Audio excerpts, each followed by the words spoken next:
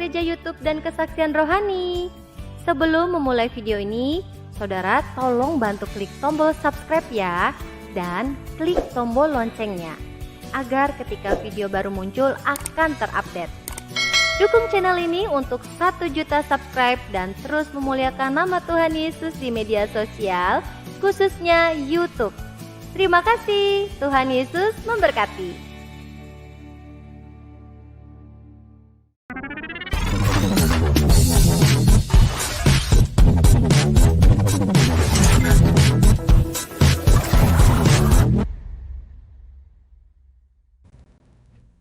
Shalom, Bapak Ibu Saudara yang dikasihi Tuhan. Spesifikasi berjumpa lagi dengan saya, wartawan Injil, dan juga channel Mang Wio. Saudara, Bapak Ibu sekalian, ada berita bahagia ya buat kita semua orang percaya, di mana ada sekitar 200.000 mereka murtad, pindah agama dari agama seberang, tinggalkan agamanya yang lama dan ikut Tuhan Yesus. Ini adalah berita gembira. Kita semua ini adalah doa-doa kita gitu ya, bagian dari memuliakan nama Tuhan adalah yang kita imani selama ini, supaya bumi dipenuhi kemuliaan Tuhan. Banyak jiwa-jiwa yang berdatangan kepada Yesus. Itulah kerinduan kita. Tanpa paksaan, tanpa harus dengan cara menghina, menista, tanpa harus dengan cara merendahkan keyakinan lain. Tapi kita dapat memberitakan kebenaran di dalam Kristus. Ya, berita keselamatan sehingga mereka boleh percaya dan menerima Yesus sebagai Tuhan dan Juru Selamat. Kita petik dari ayat Alkitab, Kisah 4 ayat 12. Tidak ada nama lain di kolong langit yang bisa menyelamatkan mereka terkecuali satu nama, Yesus Kristus. Tidak ada seorang pun yang sampai kepada Bapa kalau tidak melalui aku, Yesus. Bukan salah satu, tapi satu-satunya ya jalan. Puji Tuhan. Kemarin ini juga tetangga sebelah saya menerima Tuhan Yesus. Saya juga orang Malaysia ya, terima Tuhan Yesus gitu,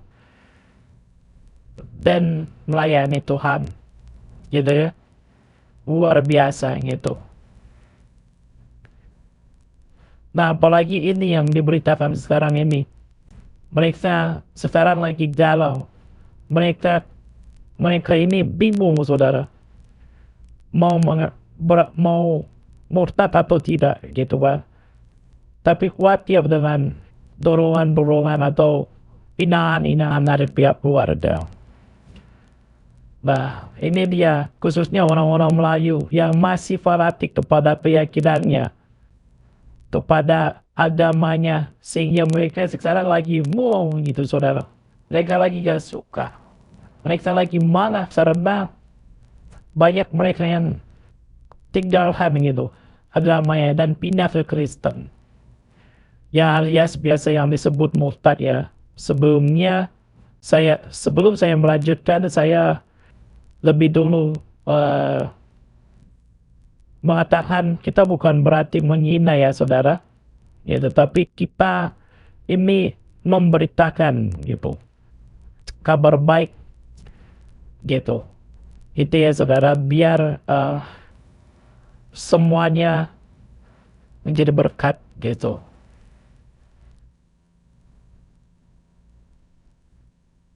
Dan Roh Kudus dinyatakan. Ya.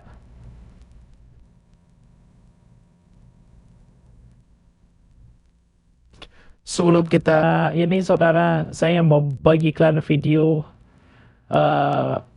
yang sangat memberkati kita semua ini. Dan menurut saya ini pantas untuk kita dengarkan biar menjadi berkat juga ya. Jangan lupa juga nanti bagikan, tapi sebelumnya kita akan dengarkan video berikut ini. Membantai yang tidak pernah berhenti.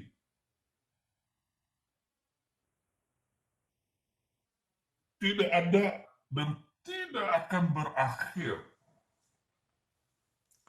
Terorisme tidak pernah akan berakhir sampai mereka berhenti membaca kitab sucinya.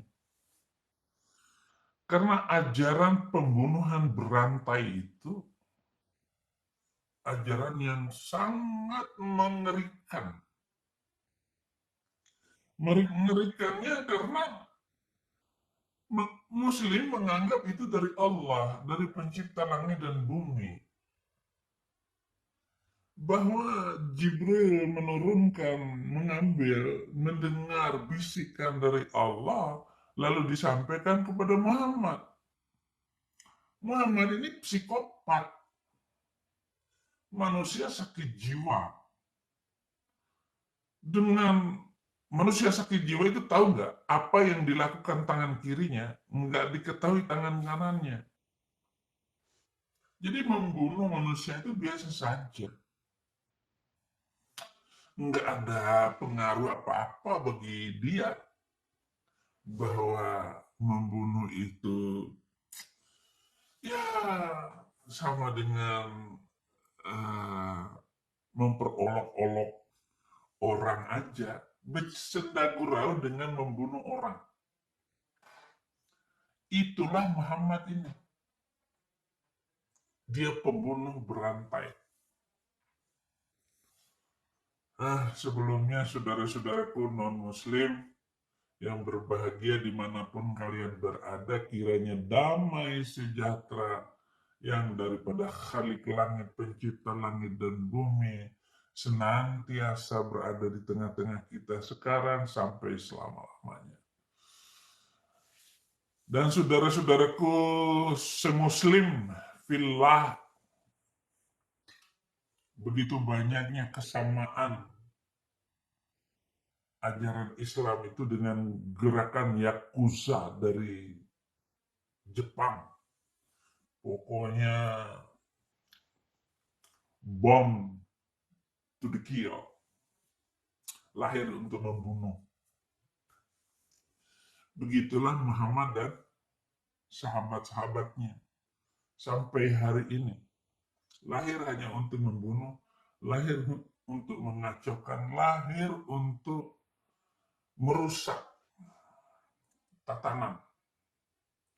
Pokoknya tidak ada seorang pemimpin pun di dunia ini yang boleh bagus hidupnya, damai memerintah, kecuali Muslim akan melakukan kekacauan di sana. Bayangkan, setiap pemerintahan Islam itu harus membunuh orang, membantai pemimpinnya. Nggak boleh hidup begitu saja, nggak boleh tenang. Pokoknya selalu salah. Lihat Habib Rizik, semua pemimpin itu salah. Nggak ada yang benar. Di ceramah-ceramahnya selalu kontroversial. Habib Bahar, Juriat Nabi, yang sampai sekarang belum tes DNA. Benar nggak Nabi blonde kayak begitu? Juriat Nabi, Nabi apa? Bangga. Jadi keluarga Nabi pembunuh berantai. Kenapa Bahar Smith itu masuk penjara? Tahu nggak saudara-saudara? Kenapa Anda melupakan bagaimana dia menyiksa santrinya sendiri? Begitu gampangnya emosi. Emosi karena dia zuriat Nabi. Islam juga, saudara-saudara, kesamaannya persis seperti gerakan nazisme, rasisme, komunisme. Kalau komunisme, kalau tenang, sudah, nggak ganggu. Tapi kalau rasisme, itu kebencian terhadap Yahudi yang ditanamkan oleh Hitler, membara, irasional, tak terpadamkan.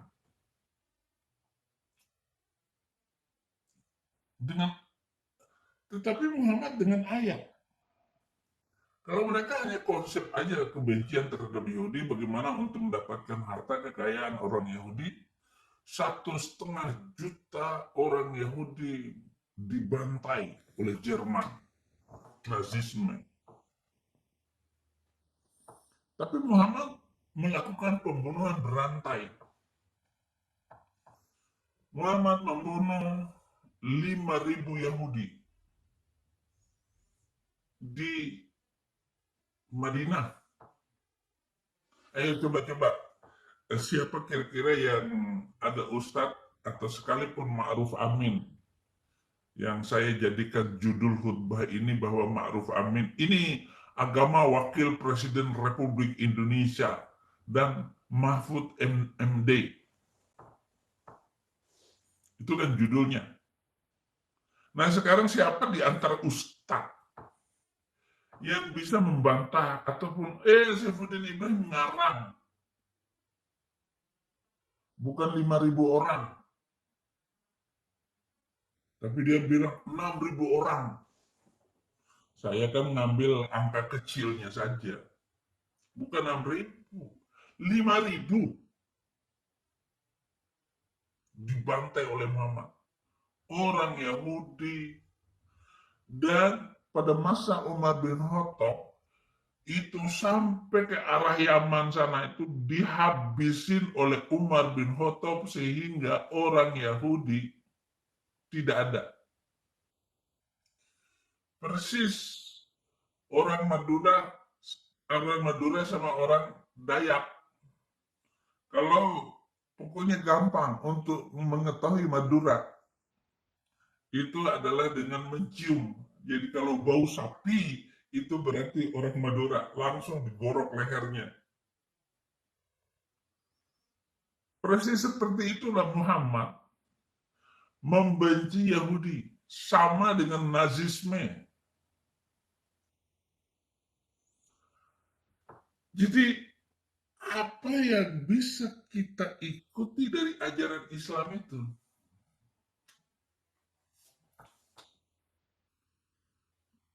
Coba Pak Wakil Presiden, apa kebaikan Muhammad dalam hidup kamu? Ya, kebaikan Muhammad adalah mengajarkan poligami. Ya, itu boleh. Ya ampun. Ya.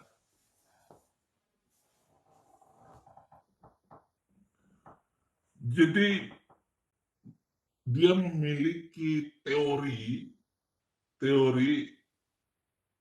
bahwa master race dalam kasus Islam Muslim yang dianggap sebagai orang yang paling baik.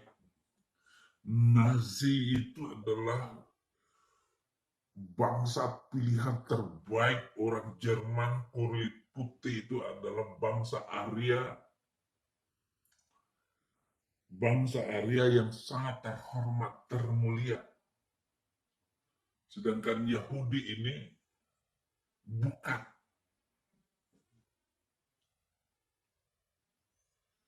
Jadi gerakannya sama. Islam itu tinggi, al-Islamu ya'lu wa la yu'la alaih. Islam tinggi dan tidak ada yang melebihi tingginya keislaman orang-orang Islam. Yang paling tinggi di antaranya adalah orang Arab Saudi.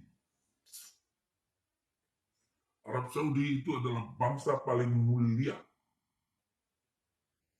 Barulah diikuti oleh bangsa-bangsa sekitarnya.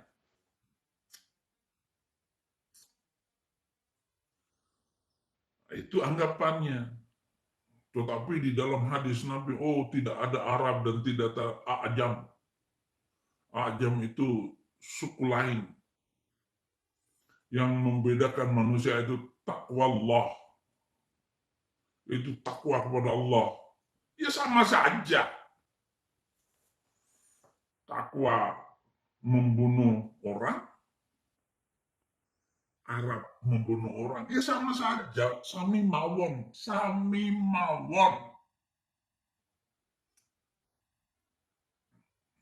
Ini gerakan bahwa dialah yang paling mulia. Arab Saudi itu, Mekah itu adalah tanah haram, tanah suci. Jadi tanah itu suci. Jangankan orangnya, tanahnya saja suci. Tanah yang nggak pernah mandi, suci. Ini adalah penggoblokan terlalu ngeri sepanjang zaman.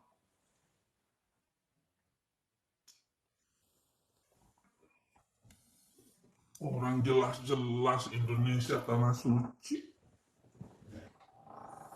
Lu bilang Arab Saudi tanah suci. Ya itu nyatanya orang Arab udah lari ke puncak, ke Bogor, hanya untuk cuci ganti oli. Ganti oli berapa? Ya paling ya 500.000 lah untuk Arab. Kalau untuk wajah Indonesia ya 200.000 ganti oli. Miris ini bangsa dan saya memikirkannya. Tapi heran kenapa wakil presiden tidak berbicara melatih dan mendidik orang-orang Indonesia. Sebagai wakil presiden, diam saja dan nggak ada gerakan apa-apa, nggak ada pekerjaannya itu wakil presiden, nggak ada gunanya. Pergi kemana-mana sarungan.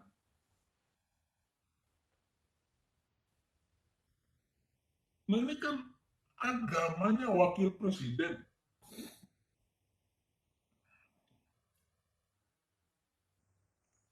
Manusia itu dianggap non-muslim itu kotor. Sub manusia. Jadi manusia non-muslim itu ya kafir. Kapan saja boleh diambil nyawanya. Hartanya kapan saja diambil boleh. Ingat itu saudara-saudara non-muslimku. Hati-hati mengkaryakan orang Islam di dalam rumahmu. Dan kalau dia tahu ini ayat Al-Quran, bahwa Al-Quran itu boleh merampok, boleh mengambil harta faiz. Itu perintah Allah di dalam Al-Quran. Nah, saya baca dulu ayat Al-Quran.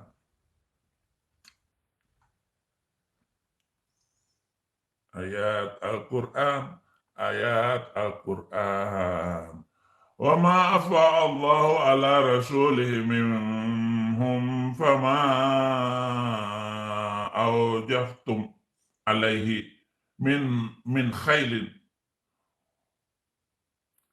Harta rampasan faiz dari mereka yang diberikan Allah kepada Rasulnya, kamu tidak memerlukan kuda atau unta untuk mendapatkannya. Tetapi Allah memberikan kekuasaan kepada Rasul-Rasulnya terhadap siapa yang dia kehendaki, dan Allah Maha Kuasa atas segala sesuatu.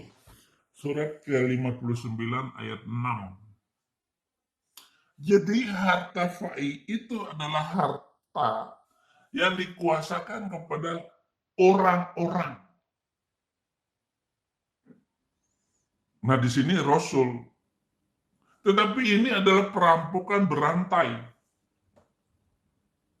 Boleh sampai sekarang harta fai itu harta yang dipercayakan kepada orang-orang Islam, yaitu harta dari orang kafir. Hanya menunggu orang Islam untuk mengambilnya. Ini hukum fai. Fai itu untuk Allah, untuk Rasul, untuk... Nah, ini ayatnya, ayat ke-7. Bagi-baginya.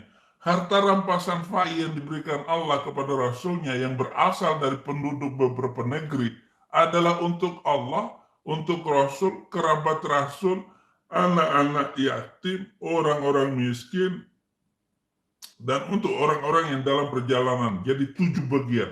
Agar harta itu jangan hanya beredar di antara orang-orang kaya saja di antara kamu. Jadi boleh diambil. Apa yang diberikan Rasul kepadamu, maka terimalah. Dan apa yang dilarangnya bagimu, tinggalkanlah. Dan bertakwalah kepada Allah, sesungguhnya Allah maha keras hukumnya.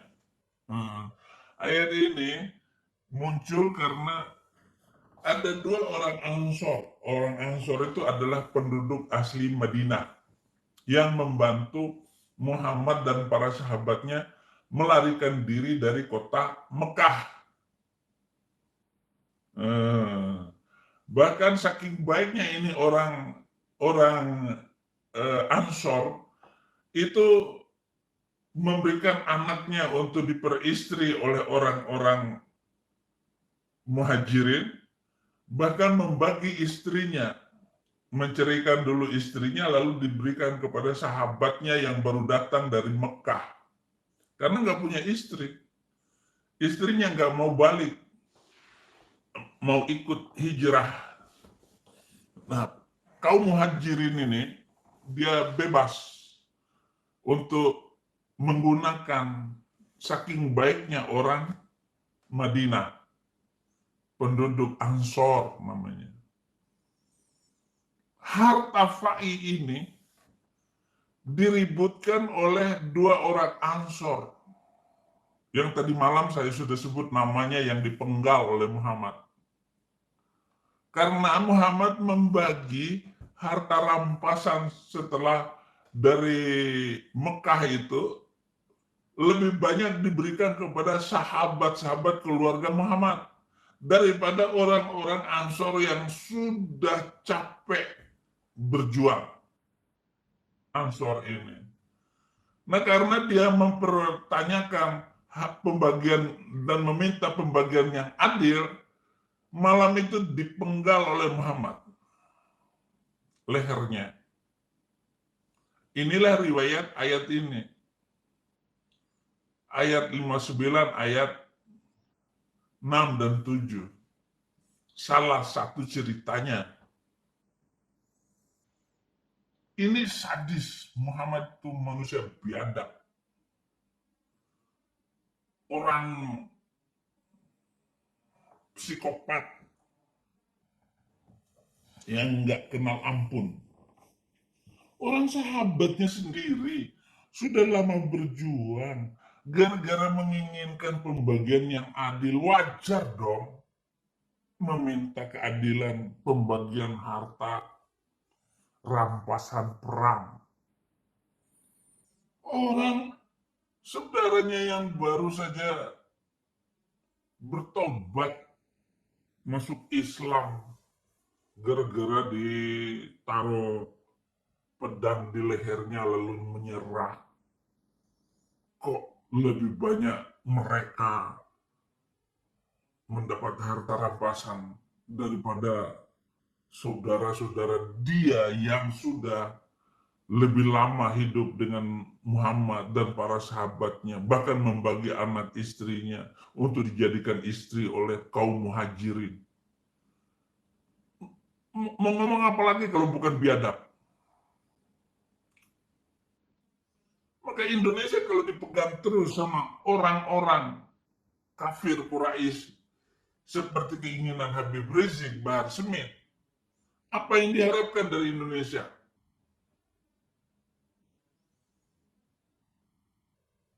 Apa yang diharapkan?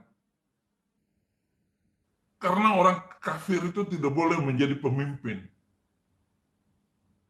atas orang-orang yang beriman. Padahal ini kualifikasinya itu bukan karena agama. Kualifikasi itu adalah pendidikan kita, kemampuan manajemen. Lah kalau manajemen Zaitun mau diganti oleh Mahfud MD dan Wakil Presiden, nggak ada yang mampu kecuali Panji Gumilang. Biadab sekali ini. Wakil Presiden ini biadab. Makanya saya minta kepada mohon Pak Jokowi, ketemulah dengan Panji Gumilang. Apa alasan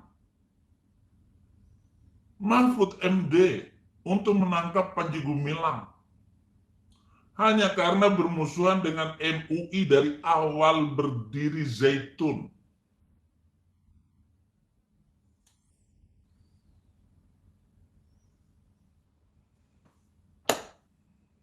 Awal Zaitun berdiri ketika diresmikan oleh Presiden Habibie 1999. Keringatan juga ini. Hanya karena berantem.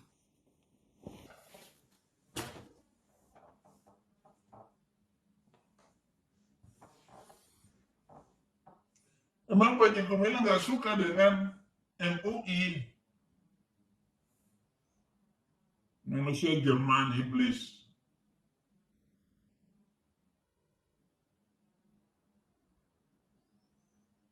Itu sebuah yayasan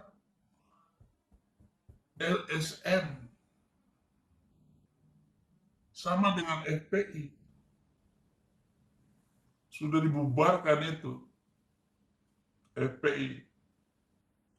Tapi yang namanya FPI ya sama aja.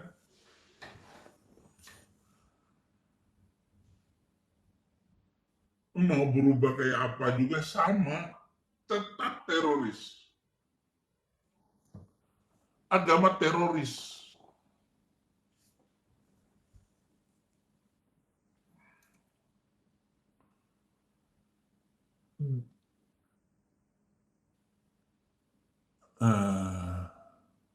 Ayat yang ketujuhnya tadi, harta rampasan fai yang diberikan Allah kepada Rasul berasal dari penduduk beberapa negeri adalah untuk Allah, Rasul, kerabat Rasul, anak-anak yatim, orang-orang miskin, orang-orang yang dalam perjalanan, agar harta itu jangan hanya beredar di antara orang-orang kaya saja, di antara kaila yakuna dulatan bainal aghniya, agar harta tidak beredar antar orang kaya saja. Karena kalau orang kaya yang ngawinin anaknya dengan orang kaya, lalu memberikan uang kehidupan untuk anaknya ini dari kekayaannya, bagi mobil, bagi pesawat terbang. Itu maksudnya. Maka boleh itu dirampas. Gimana sih? Apa yang diberikan Allah, Rasul, maka terimalah, dan apa yang dilarang bagimu maka tinggalkan. Jangan bertakwalah kepada Allah. Sungguh Allah sangat keras hukumannya. Harta rampasan itu juga untuk orang-orang fakir yang berhijrah, yang terusir dari kampung halamannya dan meninggalkan harta bendanya demi mencari karunia dari Allah dan keridaannya, dan demi menolong agama Allah dan Rasulnya. Mereka itulah orang-orang yang benar. Benar apanya? Dengan ayat begini saja dari pembukaannya, ayat 6, ayat 7, ayat 8. Lalu dikatakan inilah orang-orang yang benar. Benar apa merampok orang? Benar apa merampok orang? Nah, dalam sejarah itu Muhammad merampok orang karapan-karapan, merampok macam-macam. Ketika dia mengambil Gropyok itu suku Bani Kinana itu, dia paksa suami Safiyah untuk menunjukkan kalau kamu bisa menunjukkan di mana kamu menguburkan harta kekayaan itu, maka kamu bebas dan hidup. Setelah emas permata dan uang-uang koin yang banyak itu diterima oleh Muhammad dalam genggamannya, setelah mendapat genggamannya, dan Safiyah, istri Kinana, itu dipangku sebelah kanan Muhammad. Istri orang, saudara-saudara. Nah, setelah dapat itu, suami Safiyah itu, sambil dilihat oleh Safiyah, ia belum selesai bulan madunya, ditancapkan oleh Muhammad. Anak buahnya, bukan Muhammad, tetapi suruh menombak punggung Kinana, kepala suku Yahudi. Pegang. Itu siang sudah mati itu. Dilempar begitu saja. Dikubur, ya namanya tubuh manusia yang dibunuh di gurun tandus itu nggak akan bau. Tutup begitu saja sama pasir. Nggak sampai 5 bulan sudah kering, kerontang.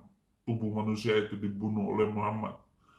Dan istrinya diambil sebagai istri Muhammad, sore itu menikah dengan semangkok kurma. Oleh Salman Al-Farisi kemudian dibuatkan tenda pengantin Muhammad malam itu di pinggir sumur Bani Kinana. Disitulah Muhammad semalaman bergulat dengan istri orang yang baru saja dibunuhnya tadi pagi. Ketangkap. Sudah mohon-mohon ampun. Begitulah teganya Muhammad, saudara-saudara. Ngeri.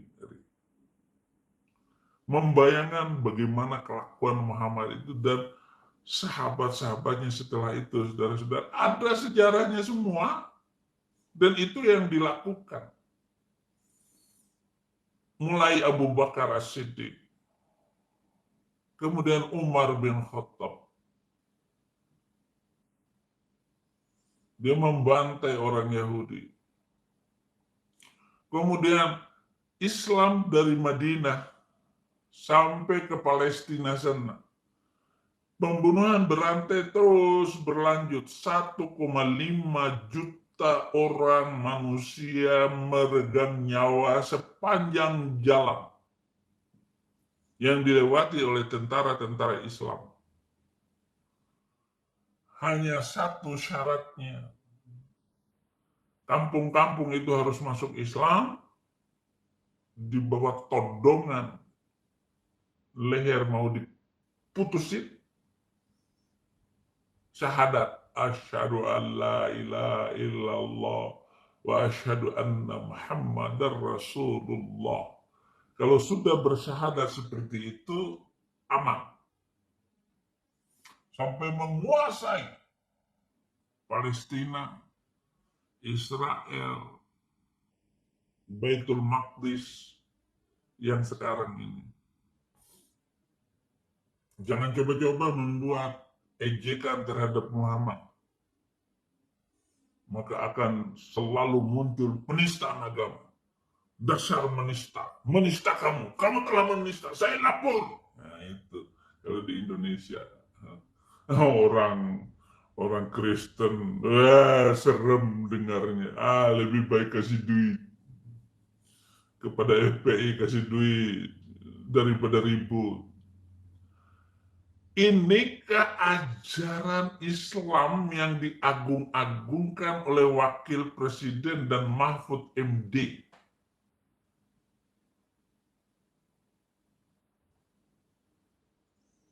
Mahfud MD ini kurang ajar ini orang.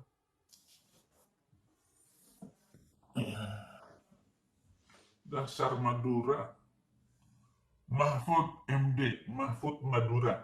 MD itu Madura. Madura itu pinter ngotot. Pinter ngotot tapi bahasanya halus, kena. Itu, nembak orang. Ada orang Madura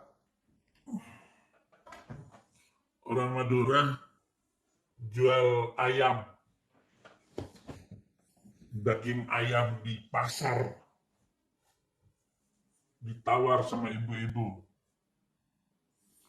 Anda tahu sulak? Sulak itu sapu debu dari bulu ayam, itu sulak. Atau bahasa Jawanya kemoceng. Bahasa Indonesia sulak. Kemoceng itu bulu ayam yang diikat-ikat.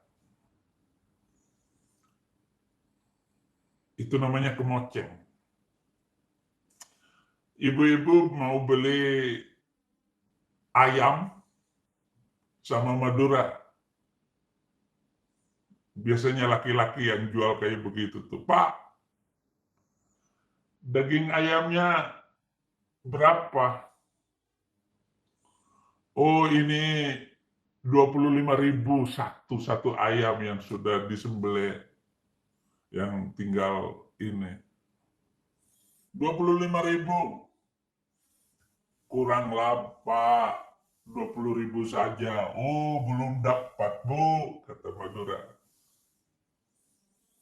Ya sudah, begini Pak, saya nggak punya uang, hanya 20.000 saja untuk biaya beli daging ayam ini. Oh, belum dapat deh. Untung itu hanya sesendok nasi, kata dia. Bagus ngomong Madura. Tapi dasar ibu Betawi, katanya sambil ngeledek ayamnya si Madura. Ayam daging kurus begitu saja kok 25.000. Loh Bu,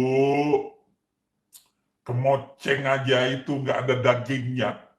15.000 Bu, kemoceng saja nggak ada dagingnya. 15.000. Itulah Madura, inilah Mahfud MD, Mahfud Madura.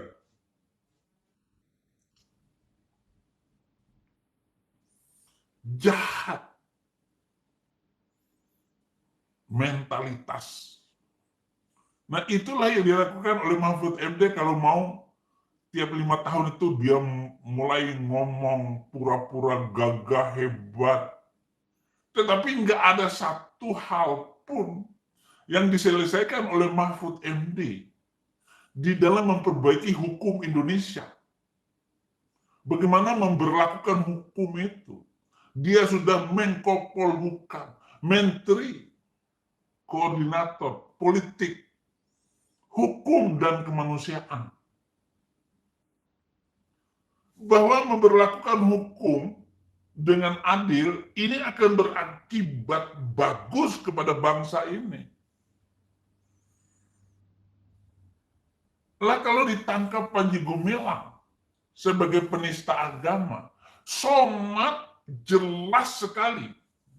Dia mengatakan di salib ada jin kafir. Nih, ada jin kafir nih. Nih, ada jin kafir ini. Ada jin kafir. disalib kata Soma. Jin kafir katanya. Nggak ditangkap sama Mahfud MD. Saya yang ada di Amerika dikejar terus. Saya tanya kepada polisi yang mau menangkap saya itu, apa akibat kalau saya nggak balik ke Indonesia? Abi akan dikejar terus oleh polisi Indonesia.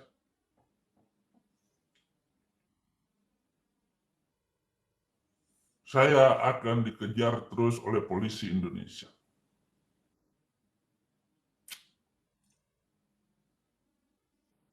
Kok saya dikejar terus? Soma di depan mata itu kok nggak ditangkap-tangkap.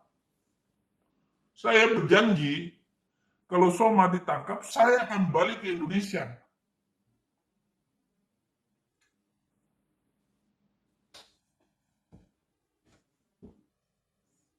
Saya akan kembali.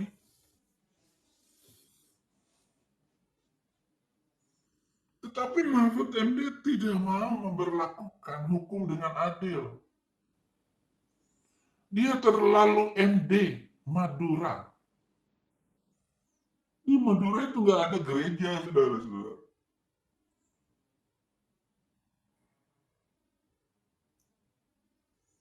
Susah dibangun gereja.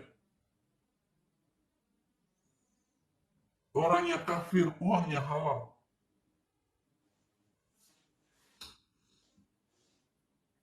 Makanya Cina-Cina di Surabaya itu kalah dengan Madura. Madura satu langkah di depannya. Makanya Madura, orang Cina, Surabaya kalah bisnis dengan orang Madura. Sebab semua toko Cina itu selangkah ke depan, Madura duduk jual teh sate gitu. Teh sate, teh sate.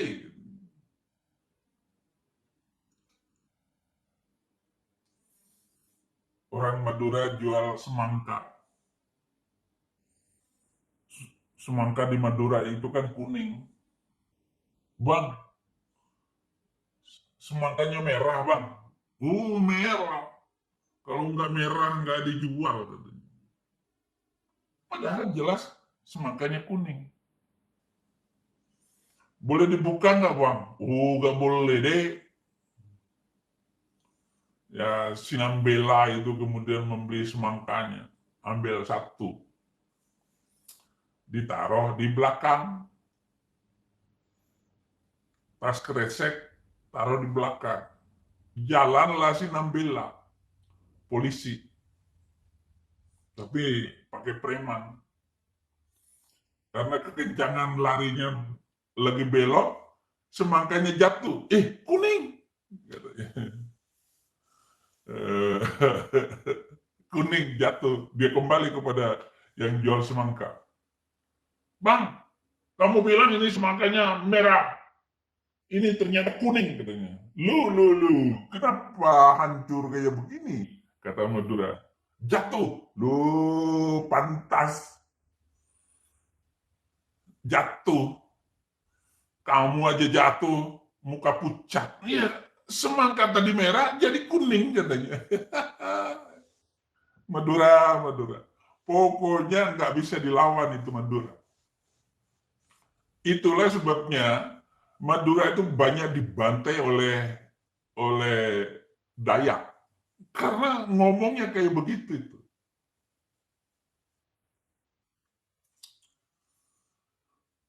Orang-orang Cina,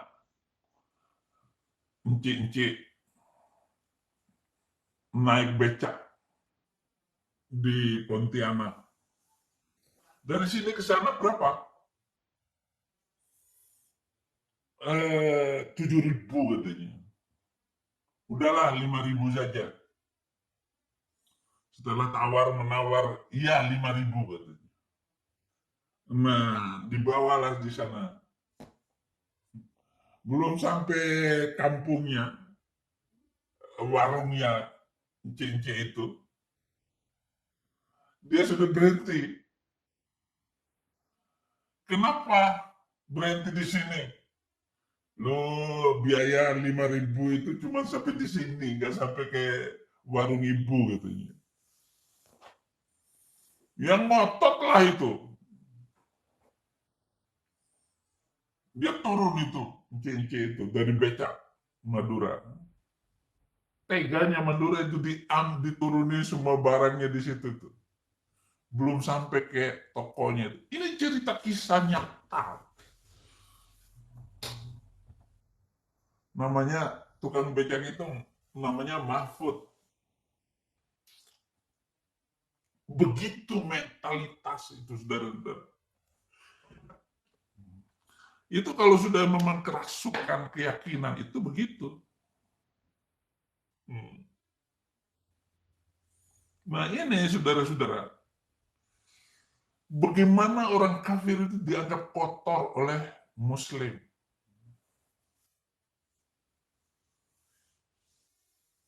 Begitulah yang terjadi di dalam pikiran Mahfud MD dan Wab dan Ma'ruf Amin. Sehingga mereka mau mengganti semuanya ini. Ada 7 suku yang dibenci oleh Ma'ruf Amin, oleh MUI. 1, Nias. Ini harus dimasukin orang Islam. Mentawai. Nah, Mentawai itu masuk di dalam provinsi apa namanya, Padang itu, Sumatera Barat. Ini itu sarana prasarana sekolah, jalan itu enggak dihiraukan oleh menteri, oleh gubernur dan pejabatnya itu. Kabupaten Mentawai itu kabupaten yang tidak berpembangunan. Batak itu akan mau dihabisin Batak ini.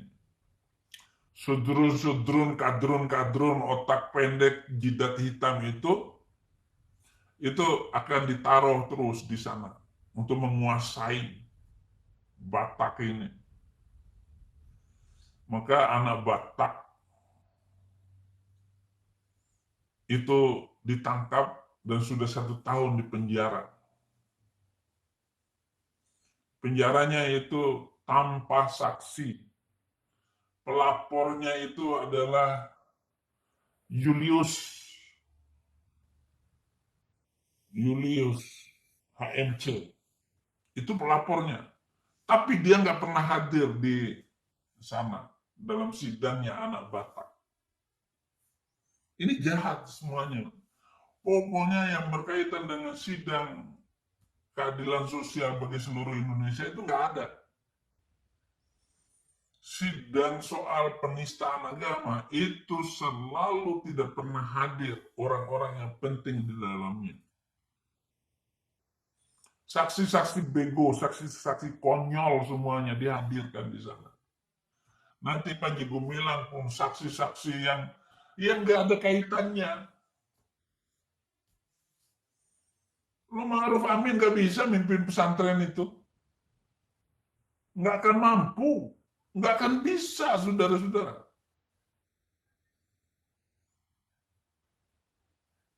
Hanya Panji Gumilang yang mampu memperbaiki Az-Zaitun dengan karya mahakarya Az-Zaitun. Nggak bisa, saudara-saudara. Dilakukan oleh semacam manusia-manusia pengikut nabi pembunuh berantai kayak begitu. Nggak bakalan. Kecuali benar-benar orang yang mentalnya harus keluar dari sisi gelap Al-Quran. Harus keluar dari situ.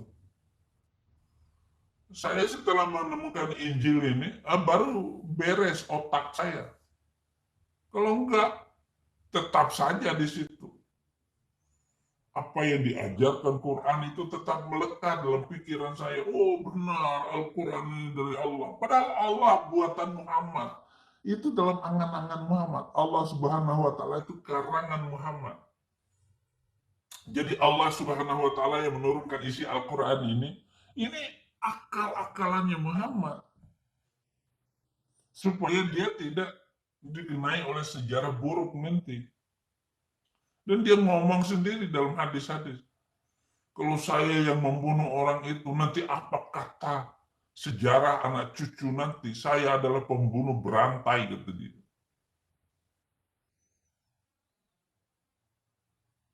Ya.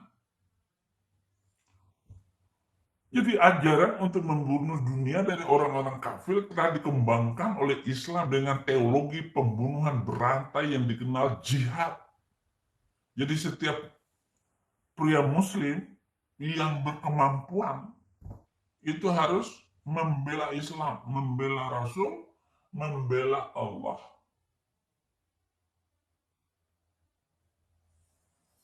Barang siapa yang membela agama Allah adalah membela diri mereka sendiri. In tansurullah yansurkum. Kalau kamu membela Allah, maka kamu akan dibela.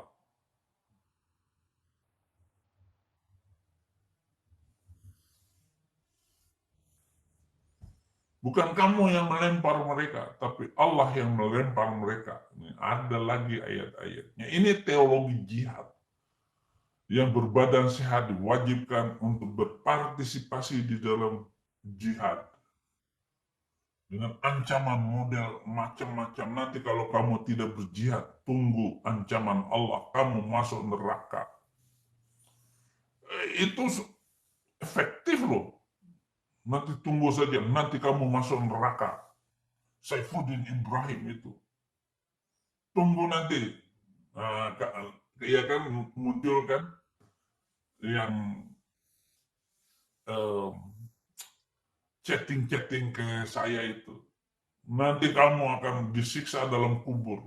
Saya akan menunggu kamu bagaimana nanti akhir dari kematian kamu itu.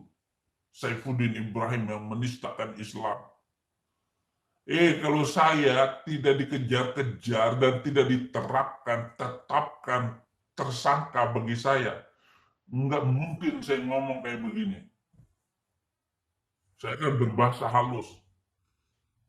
Apalagi channel saya ini nggak menghasilkan uang apa-apa karena dilaporkan oleh Muslim. Karena betapa jahatnya mereka. Melapor sehingga 0 rupiah. Sudah berbulan-bulan, masa bodoh. Nggak ada urusan saya dengan ini semua. Kalau nanti YouTube Indonesia sudah dikuasai oleh sudrun. Yang duduk di sana itu kadrun semua.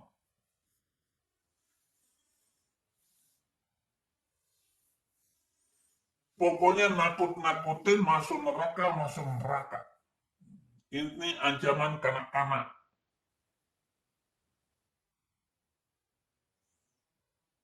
Dan barang siapa yang ini awe-awenya itu Muslim, barang siapa yang berjihad di jalan Allah dengan jihad yang bagus, menjahada fa'alaihi jihad linafsihi. Barang siapa yang sungguh-sungguh berjihad, itu untuk dirinya sendiri. Dan barang siapa yang berjihad, dia akan dilayani oleh 72 bidadari cantik, dan saking cantiknya itu bidadari belum pernah lahir di muka bumi ini. Innalil muttaqina mafaza hadaika wa anaba wa kawaiba atraba wa ka'san dihaqa. Sesungguhnya orang yang bertakwa itu nanti akan mendapatkan ini. Kawaiba atraba, bidadari-bidadari yang cantiknya itu dadanya masih dada perawan, dadanya itu ranum menantang. Itulah bagi yang berjihad, nanti akan dilayani oleh 72 bidadari. Saking cantiknya itu bidadari belum pernah lahir di muka bumi ini. Rambutnya terurai, bibirnya, alisnya, dagunya, giginya nggak ada yang ompong. Ada ompongnya Saifuddin Ibrahim. Giginya seperti biji timun tersusun, bahunya, dadanya, perutnya, nggak ada yang kembung, nggak ada yang gemuk, pahanya, pantatnya, betisnya mengkilat, harumnya tercium dari jarak 2 mil. Saking harumnya itu bidadari itu, saking cantiknya bidadari itu. Tumitnya mengkilat, enggak kayak tumit wanita di dunia. Baru pulang dari salon, pecah lagi tumitnya. Jadi inilah yang dibayangkan oleh Muhammad kepada pengikutnya supaya melakukan pembantaian berantai. Ini yang diajarkan akan mendapatkan 72 bidadari.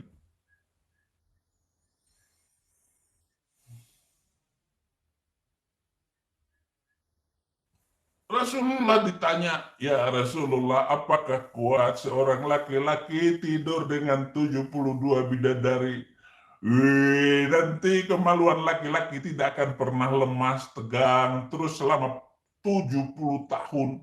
70 tahun loh, kemaluan laki-laki nanti di surga itu tegang terus. Orang tegang 2 jam aja sudah sakit.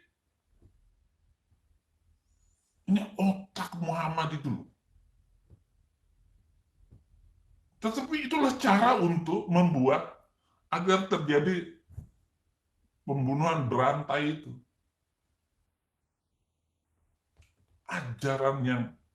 Ajaran bijak. Ayo coba Pak Ma'ruf Amin, kalau nggak bijak apa namanya? Pak Ma'ruf Mahfud Madura. Pak Madura, cabut surat tersangka saya dan buat SP3 untuk kasus saya. Saya akan pulang. Tangkap semua. Hapuskan undang-undang penistaan agama itu. Pasal karet, pasal jahat di dunia. Jadi negara-negara bego seperti Afghanistan, Pakistan, Indonesia itu masih pakai ini undang-undang penistaan agama ini. Kalau saya ya bukan penistaan lagi. Saya sudah diselamatkan oleh negara Amerika ini. Bahkan sekarang baru punya studio baru. Pelan-pelan, sambil menunggu waktu. Nanti kalau saya sudah punya stasiun TV sendiri, ya saya berdoalah kepada orang-orang kaya di Indonesia, ngirimin lo, bantulah untuk menyiapkan stasiun TV. Bantu juga mobil saya nanti yang bagus untuk penginjilan ke seluruh dunia, ke Indonesia.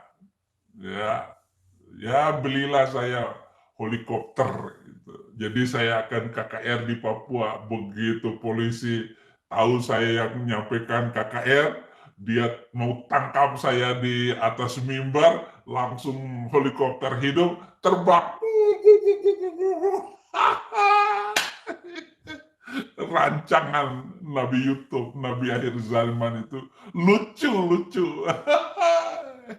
Ma'ruf Amin tinggal kencing di celana. Kencing di celana loh. Ma'ruf Amin itu dia pakai pempes terus.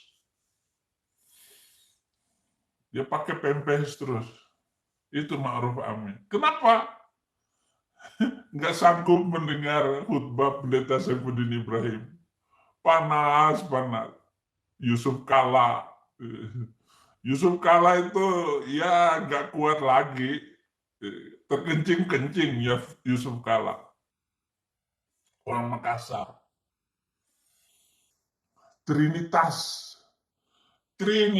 Mahakadrun Indonesia adalah Yusuf Kala, Ma'ruf Amin, Mahfud MD. Ini Trinitas Maha Kacau seluruh Indonesia. Ya cobalah Pak, turunkan sedikit. Yusuf Kala itu manusia paling benci Cina. Nggak suka sama Cina itu Yusuf Kala. Dia paling sukanya sama Anies, Arab.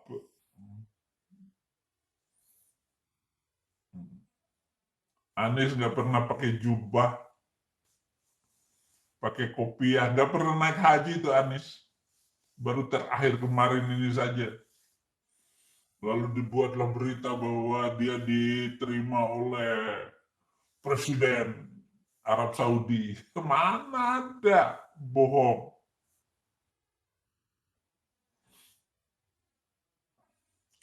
Jadi semua harta orang kafir milik kaum muslimin.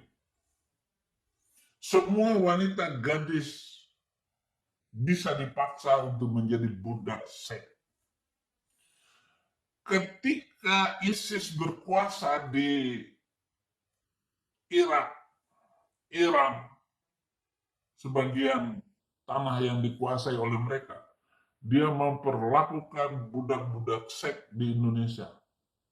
Dikirim ke sana, dan ngeri saudara-saudara. Bagaimana pengakuan mereka? Tolong nonton di YouTube itu, cari. Bagaimana mentalitas ISIS itu, persis yang dilakukan oleh nabinya dulu. Enggak ada bedanya saudara-saudara. Anda kalau baca sababun nuzul ayat Al-Quran itu akan ketemu bagaimana Muhammad yang mengatur itu semua. Dan Allah Subhanahu wa Ta'ala itu, kalau Anda sudah sampai kepada titik pemahaman bahwa ayat-ayat ini adalah karangan gagasan Muhammad, lalu ditulis-tulis, dicerita-ceritakan, semuanya itu adalah dari mereka, dari Mamat itu. Nggak ada Allah Subhanahu wa Ta'ala itu, nggak ada. Karena nabi-nabi Alkitab tidak pernah menyebut Allah Subhanahu wa Ta'ala itu. Allah itu nggak ada. Yahweh. Itulah Tuhannya orang Kristen. Tuhannya orang Yahudi. Muhammad membuatnya Allah SWT. Subhanahu wa Ta'ala. Padahal Muhammad itulah Subhanahu wa Ta'ala. Saifuddin Ibrahim SAW sallallahu alaihi wasallam. Boleh saya ini SAW Saifuddin Ibrahim sallallahu alaihi wasallam, Muhammad Subhanahu wa Ta'ala. Nggak ada saksi manusia, nggak ada siapapun yang menyaksikan Muhammad menerima wahyu lewat Jibril. Muhammad sewot marah karena ditanya, kami mau melihat Jibril yang menurunkan wahyu kepada engkau. Apa jawab Muhammad ini ya? Lalu dia bilang bahwa Jibril itu datang menyampaikan wahyu kepada saya ketika saya dalam satu selimut dengan Aisyah. Jadi firman Al-Quran ini turun ketika satu selimut dengan Aisyah.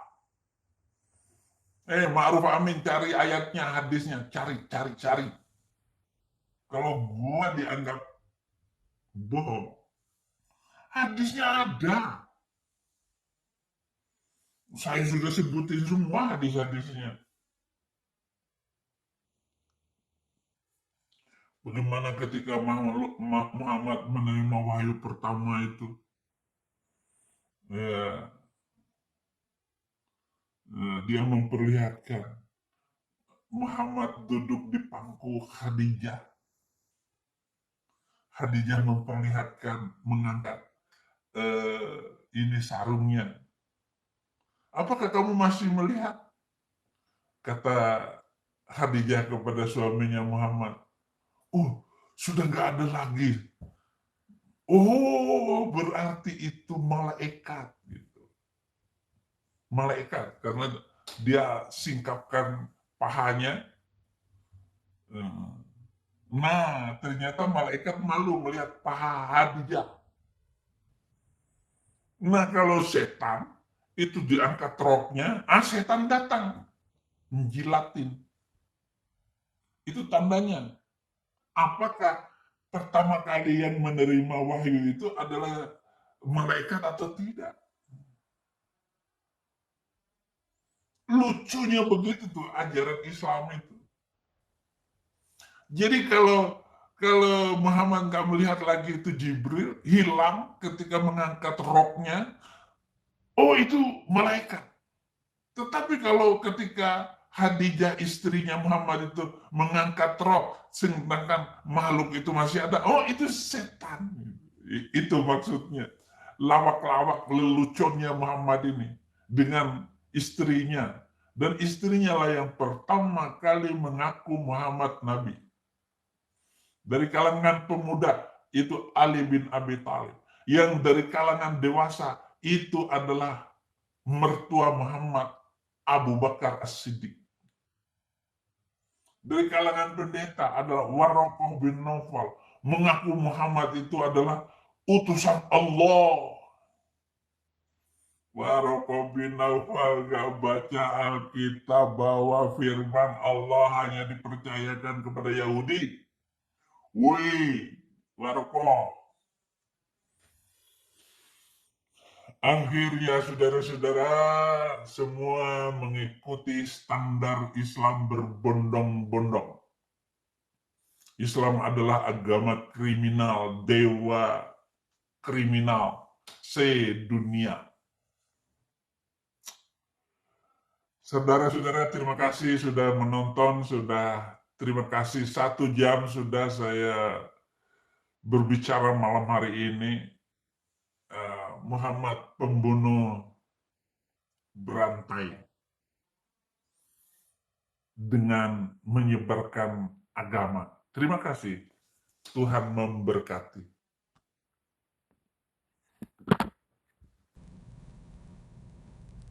Nah, saudara, itulah tadi video yang disampaikan oleh pendeta Rusdi, dan begitu dia sampaikan apa pandangan saudara. Ayo coba lihat, coba berikan komentar-komentar yang sangat memberkati, biar ketika orang melihat sebenarnya video ini di komentar ini dan menjadi berkat bagi banyak orang. Marilah kita lakukan firman Tuhan, saling mengasihi. Itu aja dari saya. Terima kasih. Tuhan Yesus memberkati kita semua. God bless.